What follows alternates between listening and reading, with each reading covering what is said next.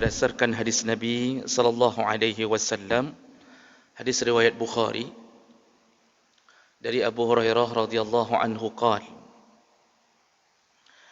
Ja'a al-fuqara ila an-nabi sallallahu alaihi wasallam. Pada suatu hari, kata Abu Hurairah, sekelompok orang fakir mendatangi Nabi sallallahu alaihi wasallam.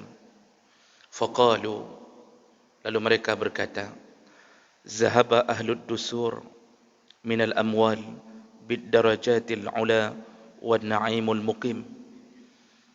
Jadi sekelompok orang fakir di Madinah mendatangi Nabi sallallahu alaihi wasallam, lalu mereka berkata atau istilahnya curhat kepada Nabi, ya Rasulullah, orang-orang kaya, orang-orang yang mempunyai harta itu telah beramal melebihi kami. Mereka diberikan nikmat harta, juga mereka diberikan nikmat bisa melakukan pahala melebihi kami. Yusalluna kama nusalli. Mereka salat seperti kami salat. Artinya ketika kami mengandalkan pahala salat kami, orang-orang kaya pun salat. Jadi kalau orang miskin salat, orang kaya pun salat. Lalu kemudian yasumuna kama nasum. Ketika kami puasa, mereka pun mampu berpuasa. Artinya amalan kami mereka bisa lakukan, kata orang-orang fakir ini. Walahum fadlun fil amwal. Tapi kelebihan mereka di atas kami. Artinya kalau salat sama-sama kami bisa melakukannya. Kalau puasa kami bisa sama-sama melakukannya. Tapi ketika berhubungan dengan amalan harta, yahujjuna biha wa ya'tamirun wa yujahidun, maka kami tidak mampu melakukannya, tapi mampu dilakukan oleh orang kaya. Mereka bisa berhaji dengan harta mereka. Mereka bisa melakukan umrah dengan harta mereka. Mereka bisa berjihad fi sabilillah dengan harta mereka. Wa yatasaddaqun, mereka bersedekah. Jadi maksud orang-orang fakir ini mendatangi Nabi bukan cemburu kepada kekayaan orang, tapi cemburu pada amalan orang kaya.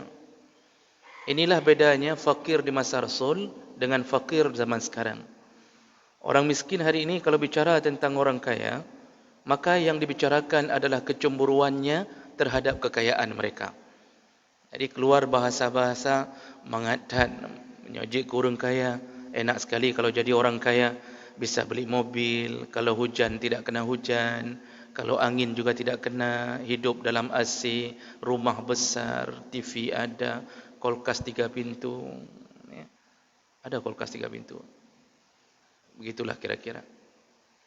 Jadi mereka ini, orang-orang miskin hari ini cemburu ke orang kaya karena harta yang dimilikinya. Orang miskin di zaman Nabi cemburu ke orang kaya bukan karena harta yang dimiliki orang kaya, tapi kelebihan amal yang dilakukan orang kaya. Kalau salat, sama-sama bisa salat. Miskin kaya sama-sama salat di masa Nabi. Miskin kaya sama-sama puasa di masa Nabi. Begitu amalan yang berhubungan dengan harta, maka orang miskin tidak bisa melakukannya. Maka mereka curhat ke Nabi. Kami ini punya kekurangan dibanding orang kaya. Kami tidak bisa berhaji, kami tidak bisa berumrah, kami tidak bisa bersedekah. Itulah kelebihan orang kaya dibandingkan kami. Lihatlah bagaimana kecemburuan mereka. Jadi tidak sedikit pun kalimat dari mereka yang cemburu di atas kekayaan. Orang kalau sudah imannya bagus, kalau seseorang sudah bagus imannya, itu tidak lagi bicara pada cabang-cabang kehidupan, tapi mereka bicara pada inti hidup. Inti hidup adalah mengejar surga. Karena Allah yang mengatakannya, "Wa ma khalaqtul jinna wal insa illa liya'budun." Kami tidak ciptakan jin dan manusia kecuali menyembah. Artinya, semua yang kita lakukan, setiap sendi dalam tubuh kita bergerak, seharusnya dalam keadaan menyembah. Yang punya kaki sembah, Allah dengan kaki, berjalanlah menuju ke tempat-tempat yang baik. Disuruh salat berjamaah, berjalanlah. Yang punya tangan, sembahlah Allah dengan tangan. Bersedekahlah. Apapun yang Allah lakukan, minta untuk dilakukan, taatlah dengan tangan.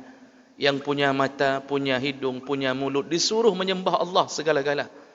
Yang punya harta, disuruh sembah Allah dengan harta. Begitulah tujuan hidup. Itu bagi orang yang sudah bagus imannya. Jadi orang miskin dulu imannya bagus, sehingga mereka tidak peduli dengan kelebihan yang Allah beri kepada sebahagian mereka. Yang mereka peduli adalah bagaimana kami bisa beramal seperti orang kaya itu beramal, sedangkan kami tidak punya harta. Allah Subhanahu wa taala menyebutkan dalam ayat yang lain, "Walaqad faddalallahu ba'dahum 'ala ba'din." Allah Subhanahu wa taala punya hak, punya kuasa untuk melebihkan satu kaum di atas kaum yang lain. Itu hak Allah. Jadi kita tidak perlu cemburu kepada saudara kita yang kaya. Tidak perlu sindir-sindir selalu kalau jumpa sama teman yang kaya, "Idrona mangan, idrona mangan. Kamu enak, kamu enak." Tidak perlu. Berfikirlah ibadah apa yang dia lebih dibanding kita. Itu yang seharusnya dicemburui. Sesama orang kaya pun layaknya saling cemburu. Cemburulah kepada teman kita yang kaya tapi mudah bersedekah. Begitu dengar tentang sesuatu yang dibutuhkan untuk Allah, dia langsung 1 juta, 2 juta, mudah bersedekah. Cemburulah kepadanya. Kenapa andalan kita hari ini masih terus RM1,000? Orang lain sudah mulai memasukkan ke dalam celeng uang-uang biru dan merah. 50,000, 100,000. Dengan niat, ya Allah, apapun yang dilakukan oleh masjid ini, maka pahalanya mengalir untukku, ya Allah. Maka dimasukkan ke dalam celeng, kadang-kadang uang merah 100,000. Kita dari dulu kaya subhanallah, tapi andalan 1,000. Kalau tidak ada uang 1,000 baru naik sedikit 2,000. Jadi jemaah melakukan Allah, cemburulah kepada teman kita yang mampu, begitu mudahnya dia memberi. Kadang-kadang Haid dah termikir katanya, kenapa begitu mudah dia keluarkan harta? Kenapa begitu mudah dia sedekah?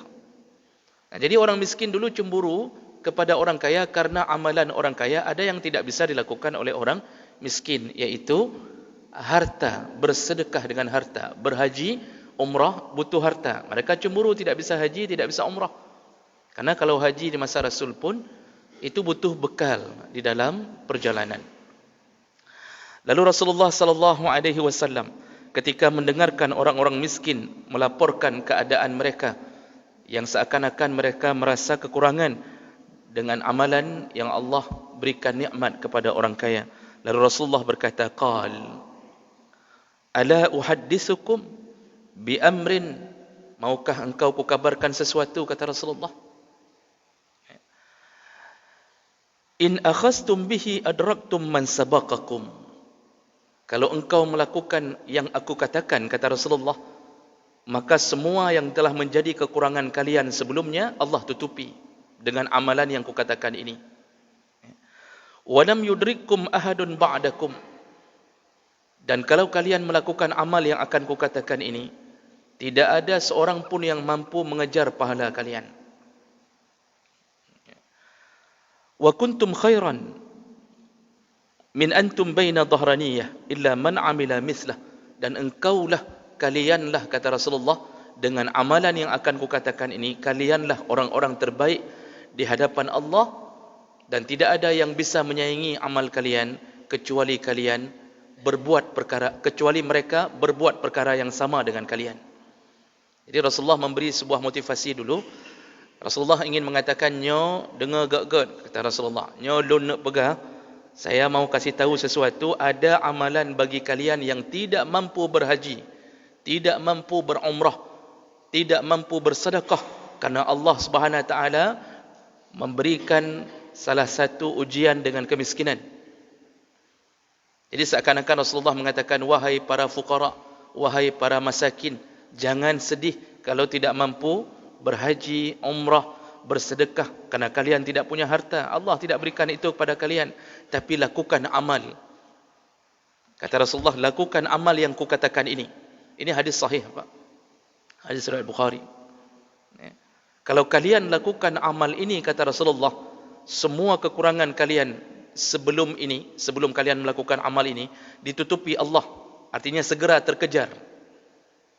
Dan ketika kalian sudah mulai istiqamah dengan amal ini, maka orang-orang terlewati, kalian semakin di depan.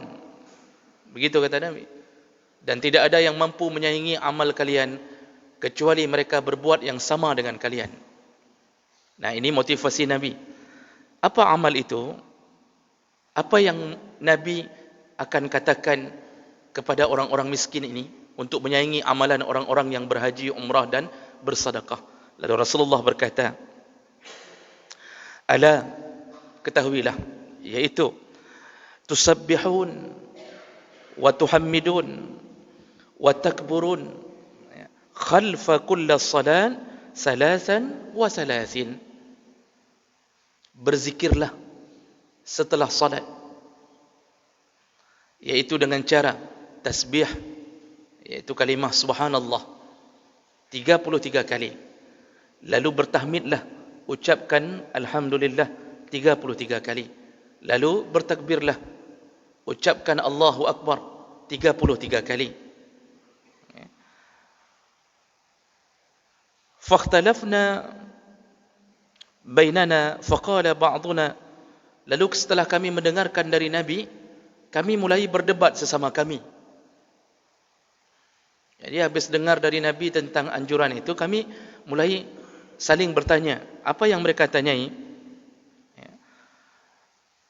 Faqala ba'duna, ada sebahagian kami mengira, tusabbihu salasan wa salasin wa tahmadu salasan wa salasin wa tukabbiru arba'an. Karena ada hadis-hadis lain yang Nabi menyebutkan jumlah zikir ucapan kalimah-kalimah ini itu genapnya 100. Sehingga orang-orang miskin ini saling bertanya-tanya, ini bagaimana kita menggenapkannya 100? Sehingga sebahagian mereka mengatakan maksud Nabi itu 33 kali subhanallah, 33 kali alhamdulillah dan 34 kali Allahu Akbar. Genap 100. Jadi sebahagian mulai mengatakan seperti itu. Sehingga mereka terus saling berdebat. Nyo kiban yang betul nyo? Nyo bergenap 100 kiban cara? Faraja'tu ilaihi. Lalu salah seorang mereka berkata, aku kembali kepada Nabi. Jadi kalau mereka tidak tahu sebenarnya bagaimana menggenapkan 100 zikir setelah salat, dia balik ke Nabi, faqala taqulu, lalu Rasulullah berkata, taqulu subhanallah walhamdulillah wallahu akbar hatta yakuna minhunna kullahunna salasan wa salasin. Kata Rasulullah, cukuplah engkau mengucapkan 33 kali subhanallah, 33 kali alhamdulillah, 33 kali Allahu Akbar. Hanya itu kata Rasulullah. Terus penutupnya bagaimana? Rasulullah sallallahu alaihi wasallam menyebutkan di dalam hadis yang berbeda. Kata Rasulullah, tukabbirullah azza wa jalla dubura kullas salat. Berzikirlah engkau setiap setelah salat kepada Allah Subhanahu wa taala. Caranya salasan wa salasin wa tahmaduhu salasan wa salasin.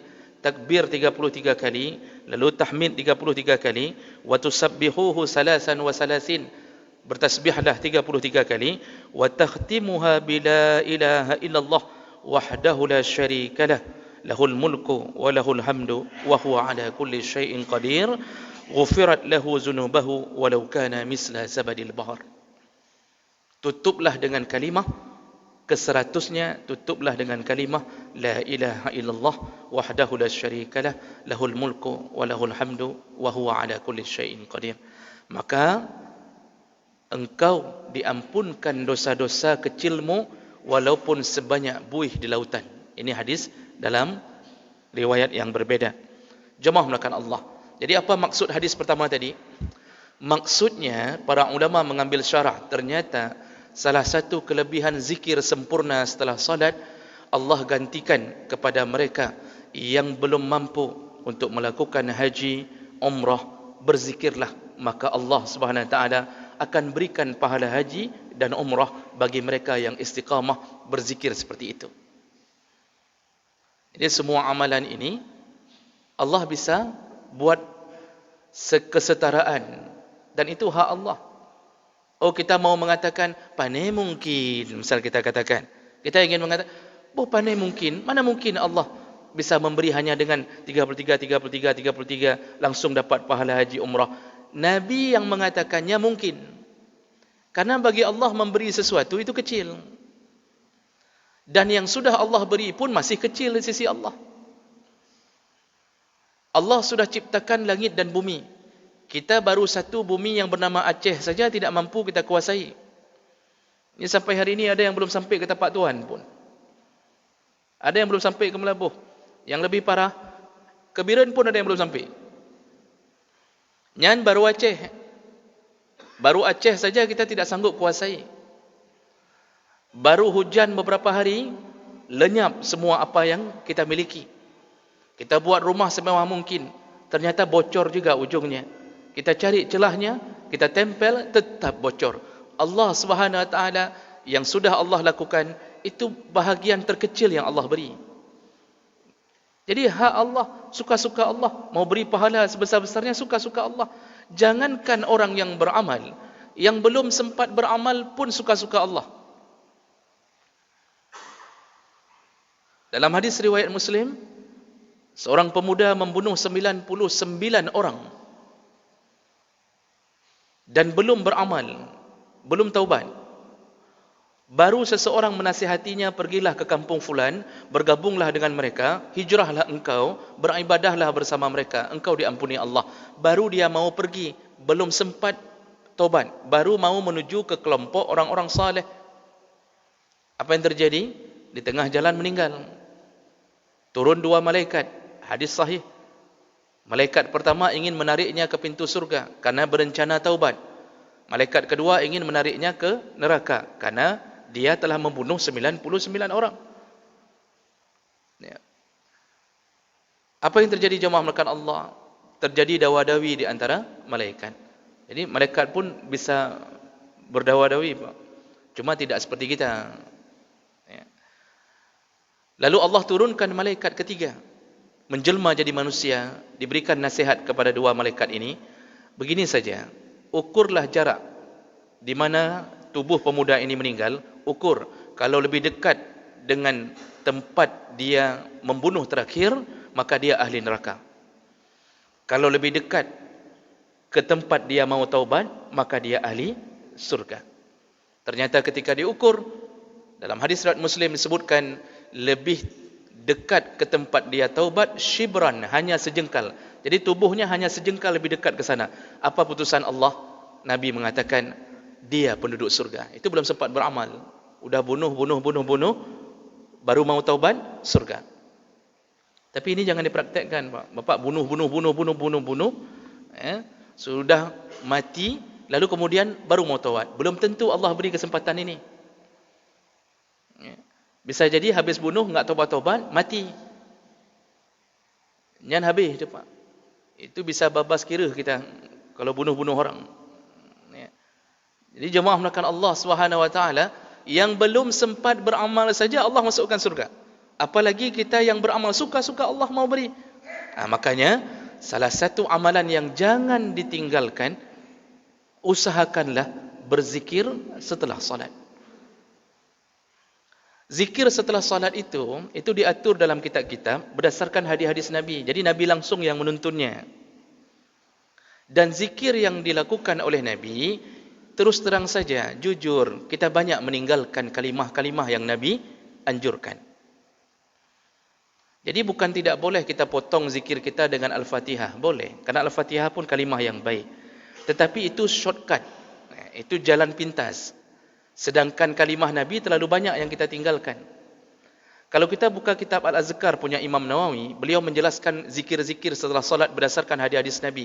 Dan ini cocok dengan semua kitab-kitab para ulama. Apa kata Rasulullah?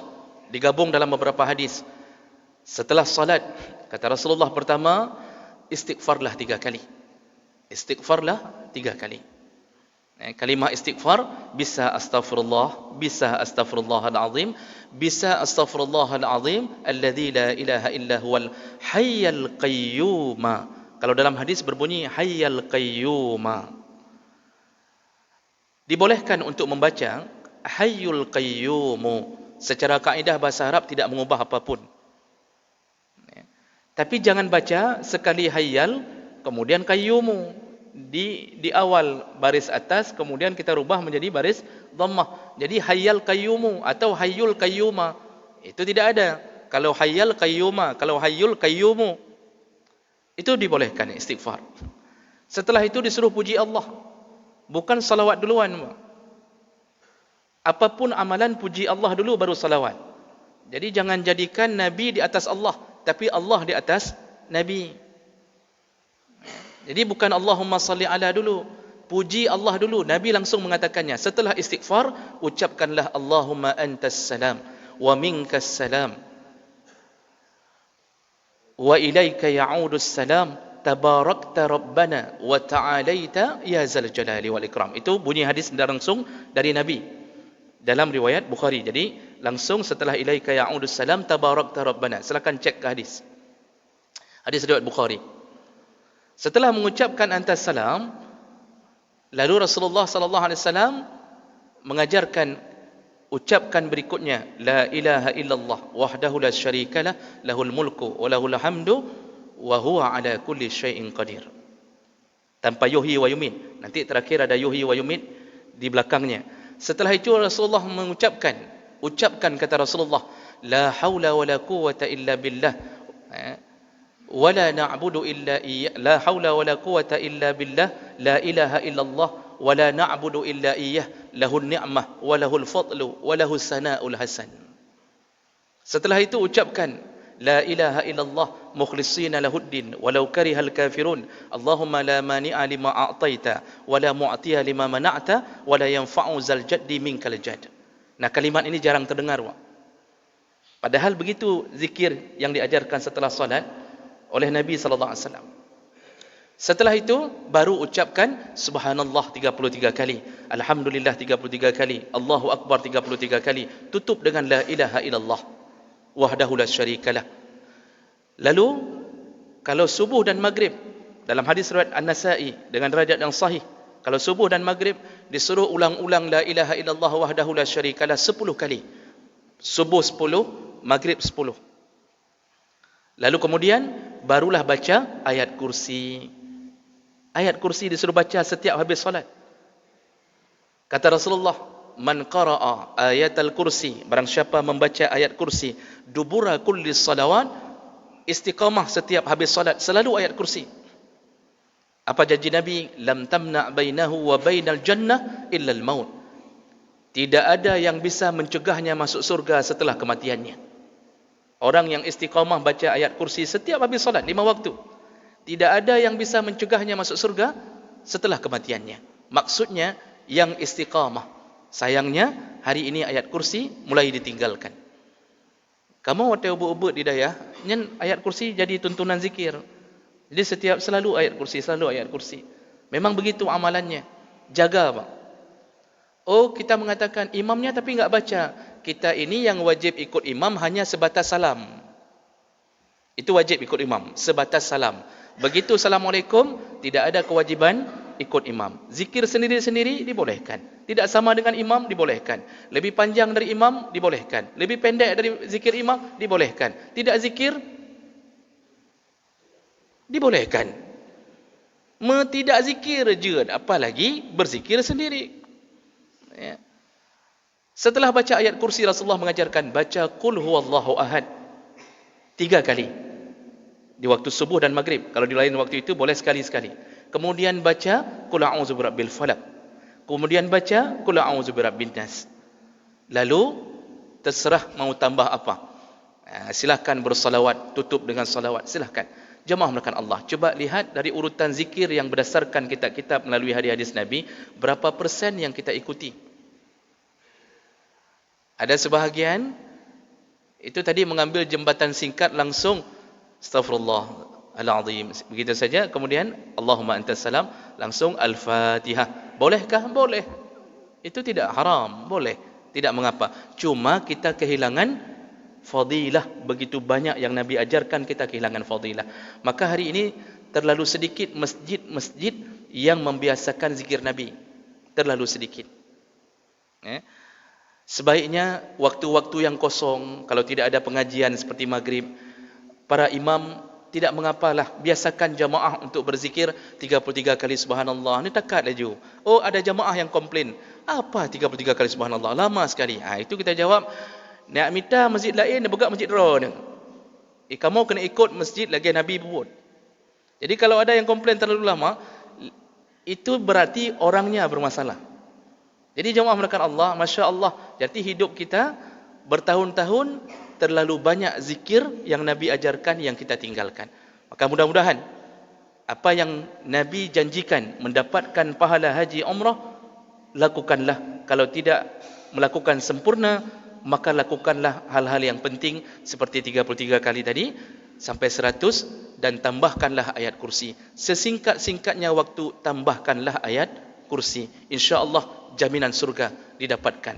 Nah, jadi jemaah melakukan Allah Subhanahu wa taala, mudah-mudahan ini bermanfaat untuk kita bersemangat berzikir setelah salat, dan mudah-mudahan Allah kumpulkan kita kembali di dalam surganya. Amin ya rabbal alamin. Subhanakallahumma bihamdik asyhadu an la ilaha illa anta astaghfiruka wa atubu ilaik. Wassalamu alaikum warahmatullahi wabarakatuh.